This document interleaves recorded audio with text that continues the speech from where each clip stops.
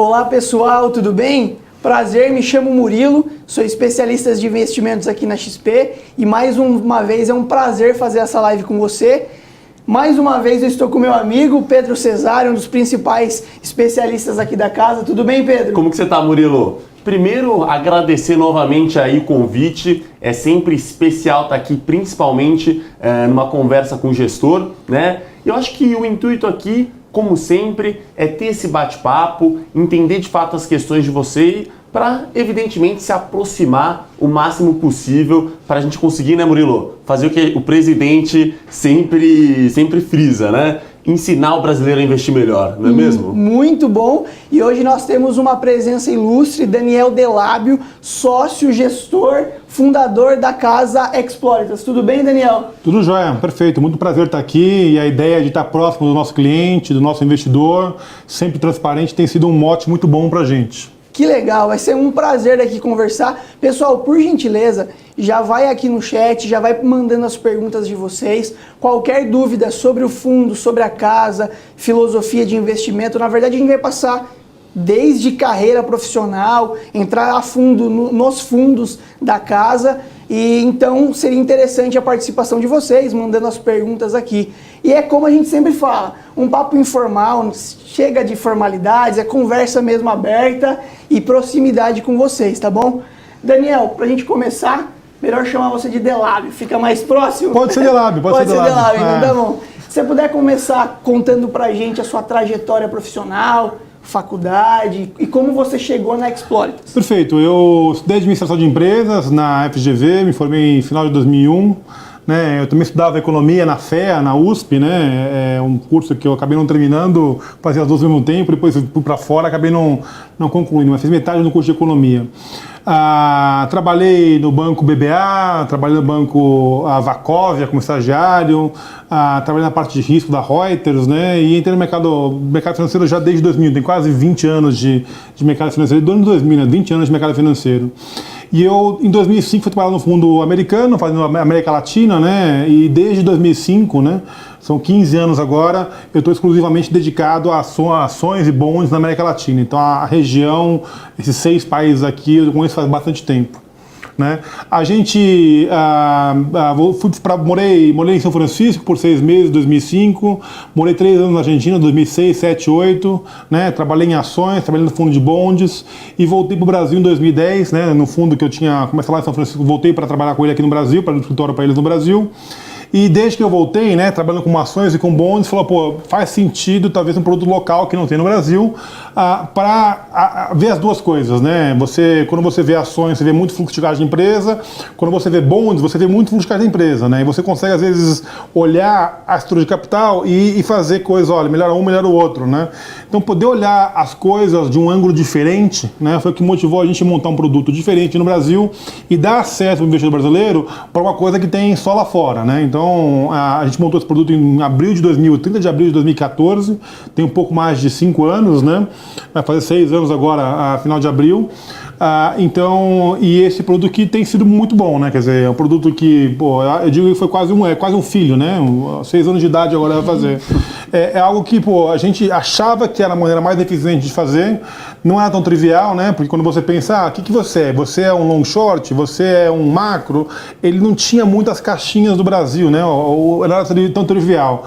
E a gente montou algo que tinha, olha, Latam, faz ações, faz bonde, faz título público, faz câmbio em 6 países, né? Brasil, Argentina, Chile, Peru, Colômbia e México. Então 6 países, 4 tipos de ativos, você tem 24 micro caixinhas que você vê assimetrias de um com o outro, né? E sempre olhando as coisas de maneira diferente, né? Olhando, sei lá, eu estou sendo pago pelo risk free num país, pelo prêmio de risco, pelo risco de liquidez, né? Então essas diferentes prêmios, né, consiga separar eles e arbitrar esses diferentes instrumentos. Isso tem sido feito de uma maneira muito competente, né, quer dizer, aí a gente falando da gente mesmo, mas tem dado muito retorno, competente você dizer se a gente é competente ou não, mas tem dado um retorno de 220 do CDI desde o início do fundo. Então, é basicamente um CDI mais 10, né, ao longo desses quase 6 anos, né. A casa hoje a gente tem 15 pessoas trabalhando, são 9 sócios, né. Eu diria que a gente tem gente muito competente trabalhando com a gente, né. O pessoal não vê aqui, mas tem nosso economista aqui com a gente, o Andrei, né, Spakov, que trabalhou 12 anos na Gávea como economista junto com o Armínio. A gente tem o Edson Sart, que divide o risco da parte macro com a gente, né, faz um pouco de dólar, um pouco de juros. Né, tem 4 analistas seniors que quase com 4 co-PMs, ou 4 co-gestores junto comigo. Né. Então, o comercial muito, sabe, tá super aberto, que fala, que entende a estratégia, fala com as pessoas. Então a gente tem um time muito robusto, né? Na parte de operações a gente tem o Murad, que toca isso aqui com maestria, nosso fundo, e com 4 pessoas debaixo dele. Então é uma gestora completa, com gente muito sênior. Eu acho que 2019 foi uma época de trazer mais gente ainda e elevar mais, né, o nível de discussão, com a parte macro ficando um pouco mais robusta com a gente. E tem sido um fundo que tem dado resultado, né? Quer dizer, está todo mundo motivado, o alinhamento de interesse, né? Todo o meu dinheiro e a maior parte do dinheiro dos nossos sócios está no fundo, né? Então está alinhado com os nossos investidores e é isso, né? Então um foco muito grande. Eu acho que 2020 vai ser o ano agora da gente talvez trazer um pouquinho mais de outros produtos, né? Tem a produto com menos volatilidade, vai ter um instrumento novo, vai ser o Exploritas Red, mesma coisa com menos vol, e a gente vai lançar agora, talvez no metade de fevereiro, um produto de ações, né, que vai dar acesso ao mercado de ações da América Latina, então poder navegar melhor um país ou outro, eu acho que vai ser algo diferente do que a gente tem encontrado no Brasil, e o investidor deve ser um ovo diferente para colocar na cesta deles aqui no Brasil de investimentos. Excelente, excelente, perfeito, Elábio. E aí, até pegando esse gancho do que você veio falando, até contando um pouco para nós aí de como é dividido o time em si, eu queria entender no detalhe como que é o dia a dia de vocês, o dia a dia do gestor. Muitos clientes, muitos investidores acabam tendo uma visão aí, às vezes distorcida, de como que é um dia a dia, eventualmente acham que é trabalhar 22 horas por dia. Queria entender no detalhe como que você moldaria e explicaria isso em relação a Exploritas e também entender um pouco em relação à tomada de decisão, né? Então hoje você mencionou que você tem ali um time muito competente, aí pessoas para cuidar de áreas em específico. Como que vocês têm esse processo de tomada de decisão? Eu diria que 70% do nosso tempo, né, ele a mais o pessoal que olha ações e bondes, né, tá para entender o bottom-up, né? Entender o bottom-up, entender o fluxo, a dinâmica da empresa. Qual é a dinâmica de crescimento de receita, crescimento de margem, expansão ou queda de margem, alavancagem operacional das empresas, se cresce receita, vai crescer mais o EBITDA ou menos o EBITDA, né? Qual que é o ambiente competitivo, qual a barreira de entrada para o negócio. Então, entender, e tudo isso para entender a dinâmica de fluxo de caixa. Quer dizer, ao final das contas, a gente está olhando fluxo de caixa de diferentes maneiras, né? Quer seja o lucro, que é um tipo de fluxo de caixa que às vezes pode ir para o acionista, ou pode ser investido, pode ser da empresa, né? O do equity, que às vezes você tem mais ou menos do que o lucro de fluxo de caixa, porque a empresa tem depreciação, coisa que ela gera mais caixa do que lucro, ou menos caixa do que o lucro, e o fluxo de caixa da empresa, né? Quer dizer, você gera caixa, né? O EBITDA, que o pessoal olha, né? Que é a geração de caixa que você paga impostos, né? Você paga juros e você paga o seu acionista, né? O CAPEX, é feito isso. Então o pessoal fala, né, que caixa é vida, né? Então caixa é o que a empresa só morre por falta de fluxo de caixa. Perfeito. Né? Você tem dívida a pagar e não tem o dinheiro, eu tenho patrimônio, mas eu não tenho dinheiro e o negócio vai para o saco, né, às vezes. Então a dinâmica é entender muito bem qual que é a dinâmica disso, qual que é o risco ao longo do tempo desse fluxo de caixa. Então, para entender isso, você está falando com as empresas, você está falando com o competidor, você está falando com a presidente, CFO de uma empresa, presidente, competidor dos competidores, né? Então é muito tempo entendendo isso, né? Isso é um trabalho de 10, 12 horas, às vezes, um trabalho, mas você vive isso, né? Quer dizer, você está falando com seus amigos, mas você está discutindo, assim, como é que você trabalha, como é que faz, né? Como é que tá as vendas, como é que tá... Você está sempre discutindo, sempre entendendo um pouco a visão e lendo as coisas, né? Quer dizer, as pessoas hoje em dia, quer dizer, a pessoa física hoje, ela às vezes é um médico e na hora vaga dele ele está pesquisando, né? O que aconteceu? O que o Paulo Guedes falou, né?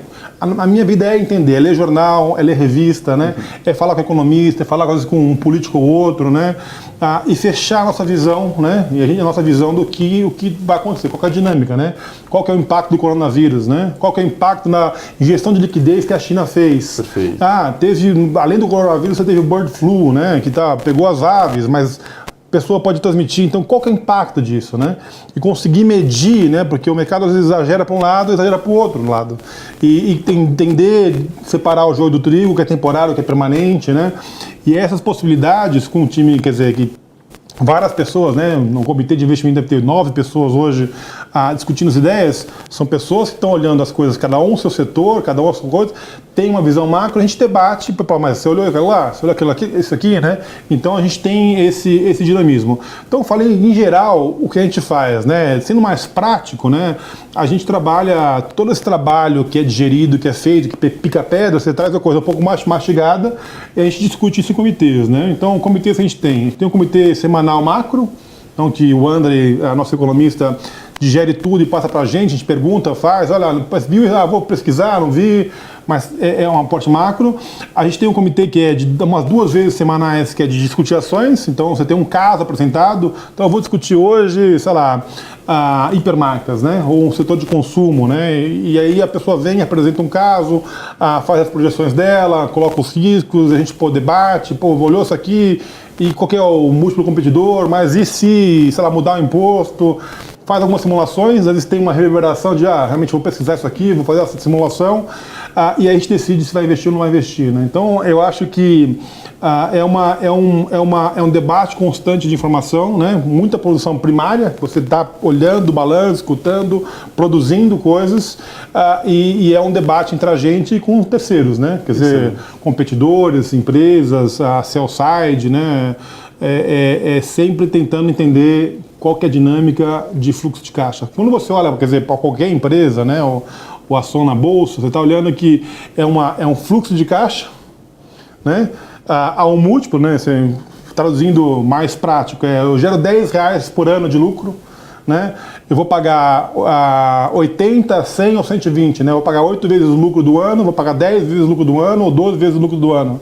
Então, e às vezes você tem alguma coisa externa, é taxa de câmbio, né? Um investidor gringo está olhando aqui, ele está pagando um lucro de 10, ele paga 10 vezes, está pagando 100 por uma ação, o câmbio é 4 para 8, ele perdeu dinheiro ou não perdeu dinheiro, né? Então, são as 3 grandes fontes de geração de lucro, né? Quer dizer, a dinâmica, né, ao longo dos anos de fluxo de caixa, com isso é pago para o investidor, e quanto você paga por esse fluxo de caixa, que é múltiplo, que tem muito a ver com taxa de desconto, né? Então, você pode fazer a matemática inversa, vai ver que o múltiplo nada é que o múltiplo de uma ação é uma expectativa de fluxo de caixa, uma taxa de desconto que dá o múltiplo. Perfeito. Né? Então é isso que a gente faz, sendo um pouco complicado, um pouco mais simples, né? É o nosso dia a dia. Excelente. Muito bom. Hoje, o principal fundo que vocês têm é o Explorita Alpha. Isso. Né? E eu gostaria de entender um pouco, e até de uma forma didática para o pessoal que está em casa assistindo, o que o fundo faz. A gente sabe que ele é um multimercado, então tem flexibilidade para trabalhar em várias vertentes, ações, bonds, juros. Tá. E se você puder explicar a estratégia de uma forma, da forma que você quiser também, para passar para o pessoal. Isso aí não é o fundo focado, é um multimercado, né? E de diferentes tipos de multimercado, os mercados que a gente atua estão bem delimitados. Eu falei, são 6 países: Brasil, Argentina, Chile, Peru, Colômbia, os andinos e o México. Então 6 países, eu tenho 4 ativos. Eu tenho ações, eu tenho bonde corporativo, eu tenho título público, posso ter título público mexicano, uma NTN brasileira, uma LFT, uma NTNF, né, nos diferentes países, e eu tenho um pouco de câmbio, né? Então eu tenho 4 ativos, tipos de ativos, 6 países. Essas são as 24 pequenas caixinhas das estratégias do fundo, né? E aí a estratégia é você otimizar onde faz mais sentido estar alocado, né? É um bonde corporativo de Petrobras no Brasil, é um bonde corporativo de Pemex, né, que é a Petrobras mexicana, né? Ou de IPF, que é a Petrobras argentina. Pô, Argentina não, talvez não, mas... né? Você tem que olhar toda a relação de risco-retorno, né, disso. E aí você vai falar, vou deixar meu dinheiro rodando aqui em reais ou talvez no México, a taxa de juros está um pouco mais alta hoje, né? O Brasil foi um país de taxa de juros muito alta por muito tempo, então a gente deixava o dinheiro no Brasil e procurava o prêmio de risco em outros lugares. Concedendo para 4, né? Talvez essa semana aqui vai amanhã, né? Depois do Copom pode ir para 4,25, a taxa efetiva de 4,15. Pô, nesse nível aqui, eu acho que não estou sendo muito bem pago para correr esse risco de eu ficar com dinheiro parado aqui, né? Melhor comprar talvez uma ação que paga um dividendo de 3, 4, 5 e cresce, né? Algo por um ano fixo a 4,15, 4,20, né? Então isso que a gente faz, né? Então o fundo navega nisso aqui. Ele tem uma exposição bruta em ações de até 200%, ele vai de menos 30% a 30% vendido a 40% comprado em ações, líquido, né? Ele tem uma posição em bonds de 0 a 50%, a média é 35%, né? E é isso que a gente... são esses os limites que o fundo tem. Se você olhar na média, né? O que é o fundo na média? Na média, o fundo teve basicamente uma posição comprada em ações de uns 5% comprado. Tá? Isso se traduz em uma posição comprada de 25% em ações fora do Brasil, né? Uma posição vendida líquida, né? Ao longo do tempo de 20% em Brasil, então 5% comprado em ações, mais 25% lá fora, menos 20% aqui, 5% líquido, e uma posição comprada em bonds de uns 35% comprada em bonds. Né? Por muito tempo, né, a gente falou com várias pessoas, falou, é aquele fundo lá short Brasil, né? Não é bem isso, né? Mas a gente era visto como fundo porque a gente tinha uma posição em short ações, porque achava que o melhor instrumento para estar no Brasil era os juros, né? E tinha uma posição muito comprada em NTNB. Falei, como eu posso estar short Brasil se eu tenho, sei lá, 50% do meu fundo às vezes no NTNB? Não é meio short Brasil, né? Então a gente via essa ideia de que o melhor cavalo para você apostar no Brasil, lá naquela época, era muito mais os juros do que a Bolsa. E isso deu muito certo. Né? Então você vê aí, sei lá, 2016 a bolsa foi super bem, 2017 a bolsa foi super bem, todo no short Brasil. Como, né? Até o nosso beta com a bolsa é negativo, mas a gente ganhou com a bolsa subindo, né? Por diferentes, a escolha do instrumento foi correta. E hoje em dia, né, quer dizer, eu diria que o Brasil saiu de patinho feio, né, para ser, né, em terra de serra quem tem um olho é rei, o Brasil está com os 2 olhos em terra de cego, tipo, né? Então é uma coisa incrível, né? Quer dizer, a gente fala que o Brasil está ganhando por WO, né? Você olha para a Argentina meio desolada, terra arrasada, alguma outra simetria ali, pontual. Você vê no Chile, o Chile foi tomado pelos black box, né? A gente exportou para eles black box lá e os caras piorados, né? Pô, colocaram bônus incendiária lá no metrô, cara. Foi coisa que quase de guerra, assim, sabe? Sim. Dizem até que Venezuela, você viu ou não, né? A coisa foi muito feia. No Peru tem alguma simetria interessante, mas você teve, quer dizer, no ano passado o presidente fechou o Congresso depois do presidente, então é tipo, né? Aquela coisa meio, que é isso, né? E o Chile, né?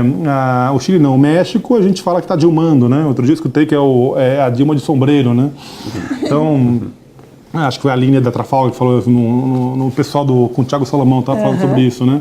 Então, aqui é uma analogia interessante, quer dizer, é uma economia arrumada, né? Bem arrumada, mas tomando algumas medidas que parece que lá na frente vai dar errado, né? Tem sido um pouco mais prudente na parte fiscal, mas a gente vê esse assistencialismo, né, esse populismo, que a gente acaba vendo que com o tempo cobra o preço e vai dar. Então, dito isso, né, que eu estou dizendo, o Brasil a gente teve um fundo muito, né, quase short em ações no Brasil, que de repente começou a olha, o Brasil no relativo está muito melhor que os outros países. A gente tem a economia que vai começar a crescer agora, talvez 2,5%, 3%, né? Quem que vinha de né, quase negativo por vários anos, e crescendo, consumindo um pouco desse ADA do produto, que é aquela coisa ali etérea, que ninguém sabe muito bem como calcula, mas o que significa isso? Você cresce sem inflação, né? E a gente tem visto, tem choque da carne, não vem inflação, o câmbio vai de 3,80 para 4,30, a inflação não vem. Por quê? Porque o pessoal não consegue passar muito, né? Quer dizer, você tem uma ociosidade na economia e não está gerando inflação ainda. Então, aparentemente, né, o cenário é que talvez a gente cresça sem tanta inflação, juros comportados, e que tem sido algo, né, um ciclo positivo para o Brasil de, com esses juros talvez eu vou investir mais, né, toda pessoa física, né, fundo de pensão, todo mundo que tem dinheiro, que tem patrimônio, algum patrimônio que seja 10 mil reais, 5 mil reais ou 10 bilhões de reais, o pessoal fala, eu não tenho mais aquele 1% ao mês, né, aqueles 14% dividido por 12, 1,10, né, 0,8, 0,9, 0,7, tá 0,3 agora. Aí a pessoa fala, com esse dinheiro aqui, eu preciso talvez comprar alguma ação, né? Vou comprar um fundo imobiliário, o fundo imobiliário foi lá para a lua, vou comprar um apartamento um ou outro está começando a subir, né? Eu vou comprar um pouco de ação também. E aí alguns falam, eu vou lá para, sei lá, vou comprar algo super arriscado. Ou talvez comprar uma Ambev, né? Comprar uma Multiplan, comprar uma coisa que tem um dividendo, né? Então tem tido uma migração, e eu acho que o fundo também tem um pouco disso, de ter um cenário um pouco mais positivo com o Brasil. Né? Deu resposta longa, uma pergunta curta, mas... Imagina, precisa falar mesmo. É isso que eu acho que faz sentido, né? Faz sentido para o investidor. Hoje em dia, faz a conta simples, tá? A CDI vai para 4,15 amanhã. Até pegando um gancho no que você disse, né, para complementar, hoje vocês têm expertise em América Latina e também, você pode até me corrigir se eu estiver falando besteira, em mercados emergentes. Para vocês só olham para a América Latina por causa da expertise ou vocês podem olhar outros mercados? Então, Europa, América do Norte... A gente olha a América Latina, né? A gente tem, sei lá, 15 anos, né, olhando a América Latina. Olhei uns 2 anos para o mercado emergente, foi algo temporário, que clubia também a América Latina, mas... Foi algo bem temporário. Então, eu acho que para olhar para mais coisas, mais, sei lá, China, Ásia, né? Eu acho que tem que ter mais uma pessoa, você tem que ter mais alguém picando pedra, né? Que é o que eu falei, as pessoas mastigam a informação, a gente discute, todo mundo junto, né? Legal. E precisa ter alguém mastigando aquela informação, trazendo pra gente o comitê, discutir algo mastigado. A gente está sem tempo de ir lá e entender e mastigar essas coisas, né? Então, hoje em dia é só isso. Mas até voltando um pouco para o investidor, né? A Selic vai para 4,15 hoje. Se alguém pegar um CDB de 1 ano, né, num banco, se conseguir 100% CDI, que não é tão fácil, vai te dar 4,15. Você vai pagar 22% de IR, né? Você vai pagar aí 0,90 de imposto de renda. Você vai ter aí 3,25, né? A inflação, talvez uns 3,5, 3,60, você vai ter 0,20, 0,30 negativo, né? Perfeito. É meio que você falar assim, você começa com 100 latas de leite, né? Depois de 1 ano você vai ter 99,7 latas de leite. Então é um juros real negativo para o investidor hoje. Então, aí esse investidor pode comprar, sei lá, uma Ambev da vida, né? Que fala, pô, um dividendo de 4,5, talvez para pagar, que é livre de imposto ainda por enquanto para ele. É tão assim, atrativo, sabe? Né? Atrativo, e a matemática é tão simples, né? Que ele não tem que estar com esse dinheiro, né, parado na conta, nesse fundo DI, o fundo, né, o CDB, na poupança, que é interessante. Acho que o papel de vocês tem sido, né, de todo mundo, educar, né? Então não é só ele que está fazendo isso, é o fundo de pensão, né? É o fundo de investimento, todo mundo está meio que indo atrás dos papéis. Algumas coisas ficaram um pouco mais caras, tem que tomar cuidado, outras coisas são atrativas ainda, então faz sentido você se informar, né, para investir ou escolher algum profissional que vocês confiam, vocês recomendam várias pessoas. Esse pessoal aqui desse fundo A, B, C, D, E, faz sentido, o outro aqui talvez não, mas separar o jogo do trigo e colocar um pouco mais do dinheiro para trabalhar a seu favor. Perfeito, Delábio. Até em linha com o que a gente vem falando, a gente vê diversos gestores ali que estão offshore, que investem ali internacionalmente, optando por fazer uma estratégia de carry trade, né? Que mais específico, até para citar um exemplo, tomar emprestado ali a um juros muito barato, juros japonês, por exemplo, e comprar ali um ativo livre de risco doméstico, por exemplo. É uma estratégia que vocês utilizam? Você vê uma possibilidade legal de geração de alfa nesse sentido? Como que vocês enxergam? A gente já fez isso já, né? A gente fez isso já de uma maneira talvez até diferente disso, né? Mas a gente pegava dinheiro, se alavancava em dólar, né? E comprava o ativo mexicano, só que em vez de comprar só a NTNB dele, ou o ativo de risco mesmo, eu comprava um shopping center, né? Ou comprar uma fibra, um fundo imobiliário dele. Tá. Então a ideia de que, pô, não vou só comprar a NTNB, que dá aqui, sei lá, um yield de hoje em dia, uma B longa dá 3,5, né? Pega um fundo imobiliário que dá 6,5 ou 7, né? Então eu consegui esse play de carrego em algo que era, a gente chama um fixed income like equity, né? É uma ação que parece mais uma dívida, né? Porque ela tem o dividendo, tem o fundo imobiliário, ele lembra um pouco, por mais que ele tenha o risco de aluguel, tudo mais, ele tem essa margem muito alta e a oscilação não tão alta do fluxo dele de aluguel, né? Então tinha uma estratégia que a gente fez por muito tempo com isso, né? Na renda fixa em si, a gente não fez no México, mas a gente fez tanto em shopping center ou fundos imobiliários. A gente fez também em aeroportos, né? Tá. Acho que foi em 2015, 2014, lá atrás no fundo.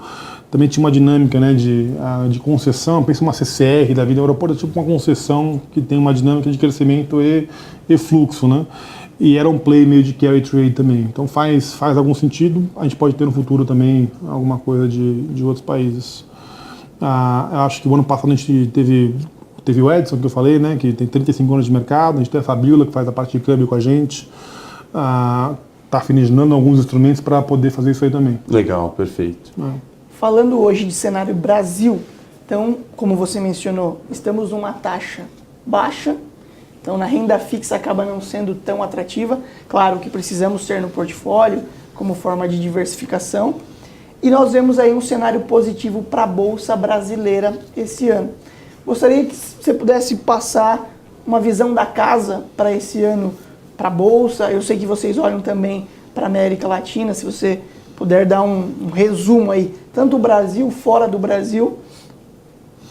A gente está animado com a Bolsa no Brasil, acho que não é o índice em si, mas tem vários papéis, a gente tem uma carteira aí com, sei lá, uns 20, 22 papéis comprados, tem um pouco de consumo, com consumo a gente tem, Ambev eu acho que papel mais burocrático, mas eu acho que vai ganhando CDI. Ao longo de 5 anos eu consigo falar, me mostra um cenário que eu perco dinheiro ao longo de 5 anos e que tem uma probabilidade de mais de 5, 10%. Eu vejo com dificuldade a chance de você perder dinheiro comparando um CDI de 5 anos tentar uns 6%, né? Eu acho que você tem saneamento, a gente gosta de saneamento, né? A gente gosta um pouco de consumo, hipermarcas, né? Tinha um pouco de Natura que foi super bem esse ano já. A gente gosta desses setores, né?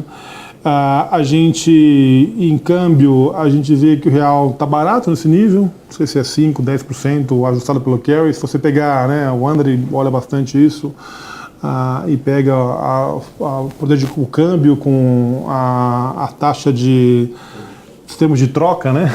De troca, você acaba tendo que o câmbio está uns 20% barato, né? Você ajusta isso, talvez, pelo final de juros, né? Dá 5, 10% barato. Então, a gente vê que está barato o câmbio, né? Então, e talvez tenha fluxo para vir, né? Então, em algum momento o gringo pode vir, você vai ter investimento, né? Está falando de mais de 100 bilhões de reais de investimento em infraestrutura no Brasil. Acho que 120 bilhões, né? Por parte disso, tem chinês que já comprou um monte de coisa aqui, né? Pode comprar mais coisa. Se a economia voltar a crescer, você tem alguma parte de investimento que vem de fora também que pode ter que entrar aqui. Então a gente acha que esse câmbio não está tão tá barato, o real está barato, né? Nesse sentido também, quer dizer, se você pensar uma posição até comprada em bolsa, o câmbio até indo, ou depreciando um pouco mais, né? Não é tão ruim para a bolsa, né?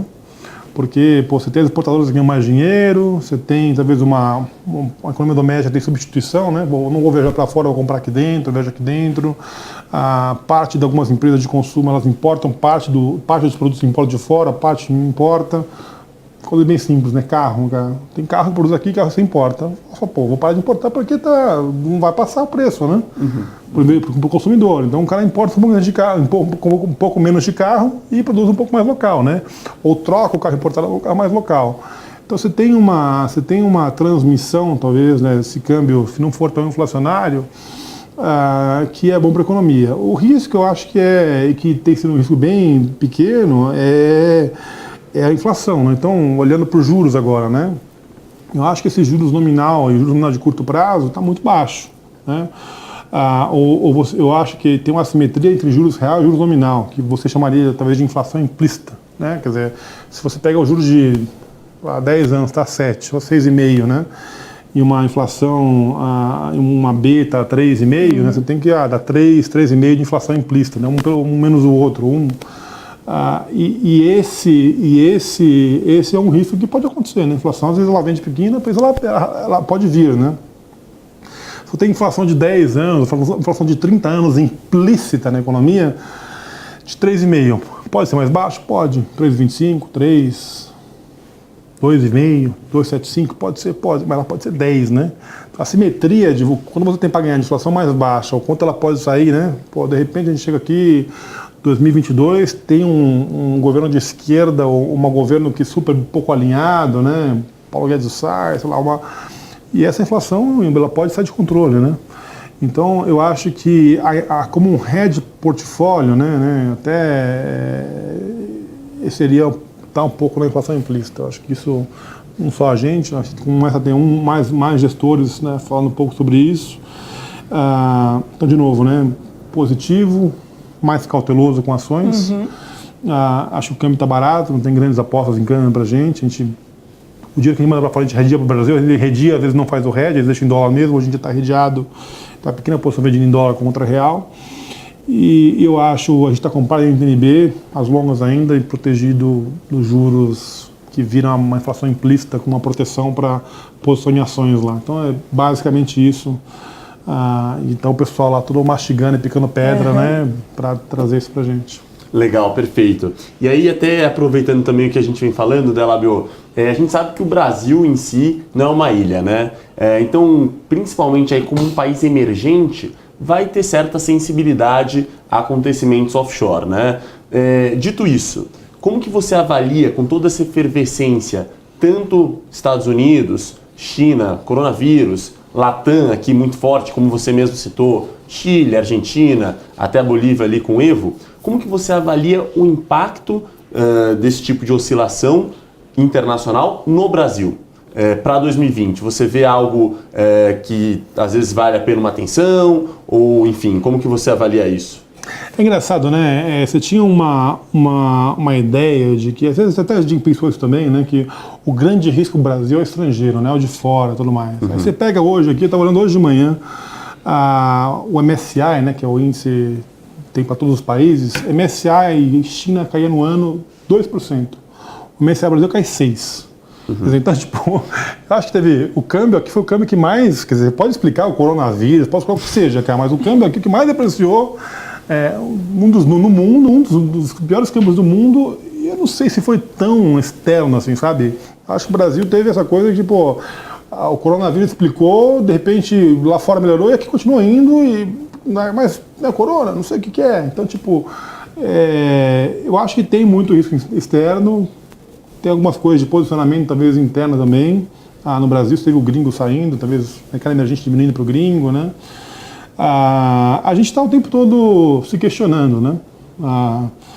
Acho que o ano passado eu falei, né? A gente falou, teve a Argentina e tudo mais, a gente teve uma efervescência um pouco maior e nem sempre é consensual da gente, né? Então a gente tenta entender how good is, né? Quão bom é, how bad is, o que pode dar errado, né? E tentar quantificar isso aqui.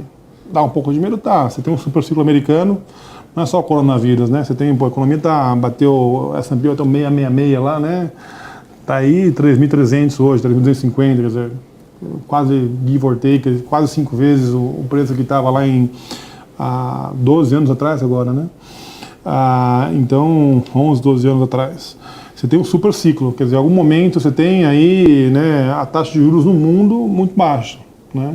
Então, um dos grandes riscos no mundo hoje é o risco de reinvestimento. Quem vivia de renda, né, você tinha, sei lá, $1 milhão, né?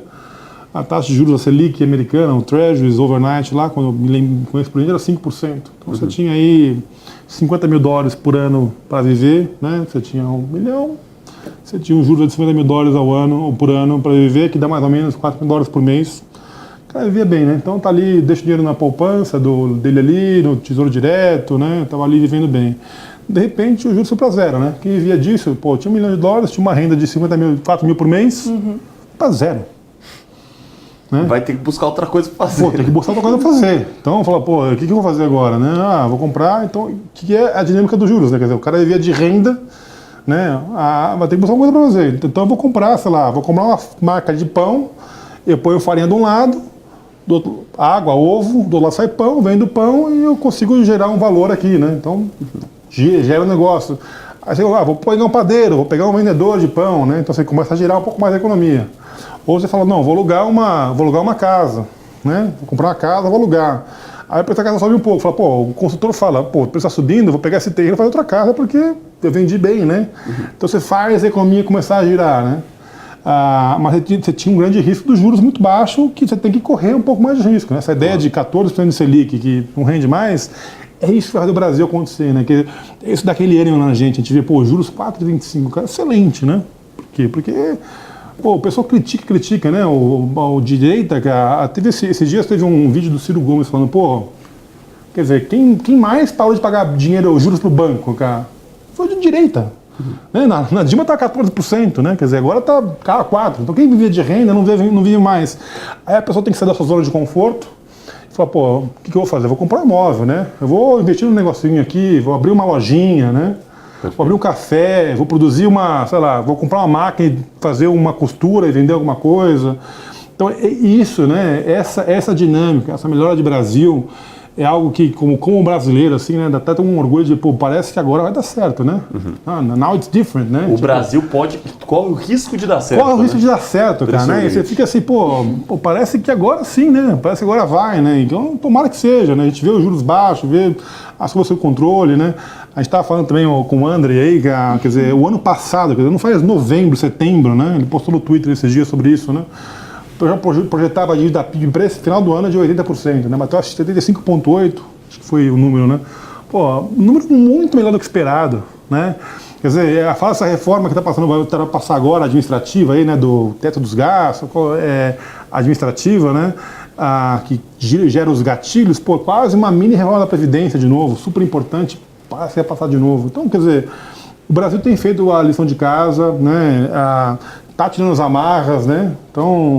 Então tá tirando aquela bola de ferro, né? Que o Palmeiras falava, presa no pé, vai competir, né? Então eu acho que parece que tá andando. Perfeito.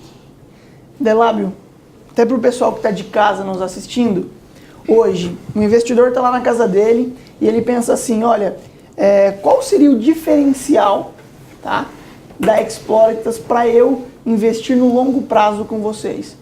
Se você puder passar o diferencial da casa, porque eu, Murilo, Pedro, o pessoal de casa deveríamos confiar na sua gestão e na da sua equipe. Perfeito. Primeira coisa, né? A primeira coisa de tudo é diversificar, né? Então, nós tem bons gestores por aí, tem várias outras casas que geram muito valor para o acionista, para o investidor. Então, ter um pouco de dinheiro em cada lugar. Né? Dito isso, o que a gente tem de diferente? Né? Eu estou falando que na cesta de ovo, né? Você fala, não tem todos os ovos na mesma cesta, a gente tem uma cesta diferente. Né? A gente tem traduzindo em mais técnico, a gente tem uma correlação baixa com os outros fundos. Né?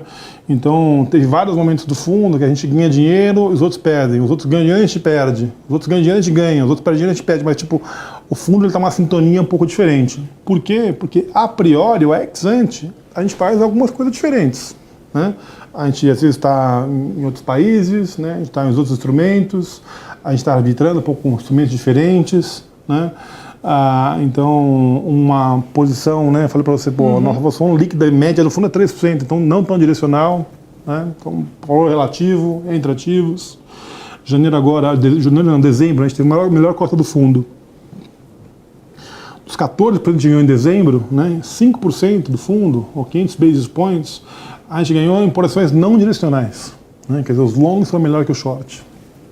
Então é algo que a gente consegue gerar muito valor, tem convicção, a gente faz aposta, né? Faz relevante, às vezes tem algum espaço para aumentar, né? Depois volta, né? Pô, fizemos, acho que as coisas andaram a nosso favor, a gente volta, espera um pouco, né? Vamos agora menos direcional, esperar um pouco para poder aparecer. Então tem sido um fundo que tem gerado valor, né?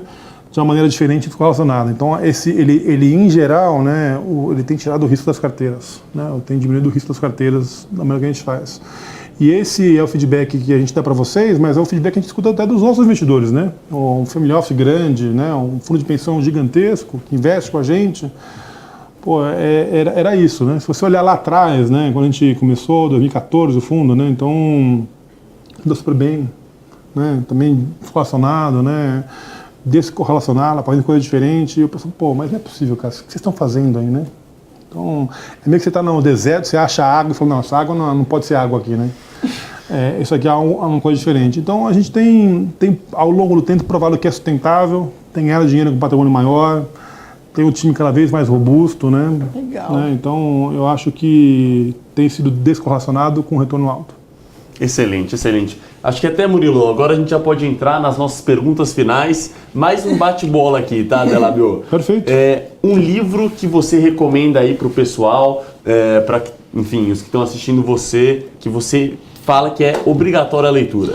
Cara, eu gosto muito do livro When Genius Failed, né? The Rise and Fall Long Term Capital, né? Não sei em português, deve ser quando os gênios falham, mas conta a história do Long Term Capital como pessoal Nobel da economia e tudo mais, e só gente, né? E deu errado, né? Então entender que por mais convicção que você tenha alguma coisa, tamanho, né? Risco, entender que a Argentina foi uma coisa, né? A gente olhou para a Argentina e falou, olha, se der errado, a gente perdeu 5, 7% do fundo na Argentina, perdemos 12,5%, né? Se passar após o evento, foi iniciar em agosto, né? Olhar para dezembro, fast forward lá 4, 5 meses, né? A gente chegou a perder só 6, né? Foi dentro do que a gente esperava, a Argentina. Então, eu acho que é um livro importante. Perfeito. Uma pessoa, seja ali em termos profissionais ou em termos pessoais, que você admira absurdamente? Cara, eu acho que profissional, né? Stuberger, para mim, é um cara fora da curva, né? Desde 98, carregando aí justamente o mercado financeiro brasileiro. É engraçado, né? Porque você vai bem assim, às vezes, aí chega uma pessoa e fala, não, Stuberger não manja nada, né? O Adams, PX, né? Xavier, pô, um mês você vai bem, então não fala, vendi lá, tô com você, porque os caras não sabem nada, né?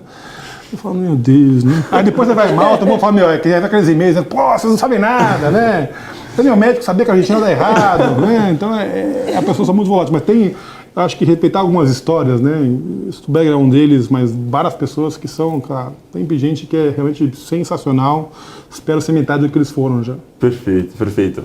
Uma palavra aí que você define o seu dia a dia e que você gosta de, em específico, avaliar para passar para o pessoal. Assimetria. Assimetria. Assimetria. É o que vocês buscam, né? Assimetria, a geração de distorção para conseguir o alfa aí para os investidores. Assimetria. Né? Isso aí. E na assimetria, né, você tem uma derivada dela que é a convexidade. Convexidade é, você ganha, né? Com uma call tem convexidade. Ela vai contra você para zero, você não para de perder, e quando você ganha mais, né? Em renda fixa você fala muito de convexity trades, né? Trades de convexidade. Você vai ganhando, você ganha um pouco mais. Tem assimetria a seu favor. Perfeito. Para finalizar aqui, um sonho grande que você tem, seja pessoal, seja como gestor. Um sonho grande, né?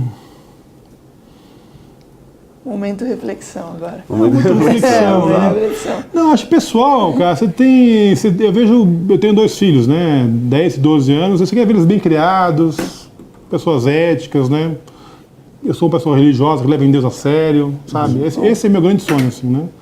Você perguntar pra minha filha aqui que é a coisa mais importante, fala, pô, amar a Deus acima de todas as coisas, né? Então essa é a coisa que eu quero que eles aprendam, né? E acho que é viver a vida assim, cara, com essa, né? Que as pessoas, né? As pessoas falam que no futuro você tem que pensar que você quer que fale quando você estiver lá morto, que falar, tá aí um cara que foi gente boa, né? Não quero ser um cara odiado, que tem um monte de inimigo. Então acho que isso, né? Acho que conduzir as coisas de uma maneira, né, prudente, ética. Acho que isso é super importante. Perfeito. Família acima também. de tudo. Perfeito. Muito bom. Né? Delábio, foi um prazer receber você aqui. Perfeito, acho que todo prazer. mundo gostou também da entrevista, do nosso bate-papo. Eu quero agradecer a todo mundo que mandou as perguntas, que interagiu com a gente. Eu tentei de alguma forma traduzir essas perguntas para você.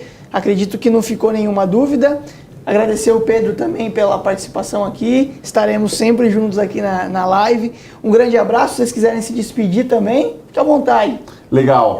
Novamente, agradecer muitíssimo ao Murilo por confiar, por novamente convidar para a participação de um Café com Gestor. E claro, agradecer Delábio, que explicou tudo para a gente, contou no detalhe. Certamente isso é muito rico em termos de conteúdo, não só para a gente, como para todos os investidores, né, Murilo?